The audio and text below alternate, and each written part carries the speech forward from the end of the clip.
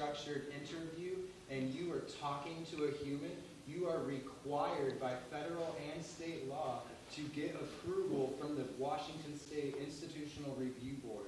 You are required to get a consent form.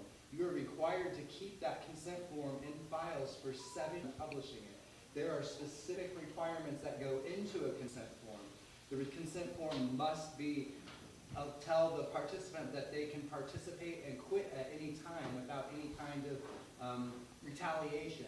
That you have to tell them what kind of risk can be incurred. Like, so if Lydia in this instance is talking about abuse in marriages and it's sexual abuse and there's non-consensual sexual abuse, that could cause emotional distress on the individual for rethinking about it and talking about it. That's a potential risk. So you need to make sure that you follow those guidelines. So in this instance, I've read this is a very common thing that I've noticed with your paper and the quantitative analysis.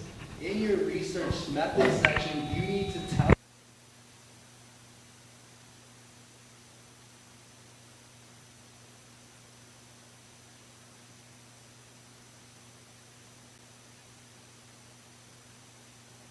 replication. There will be another person who comes after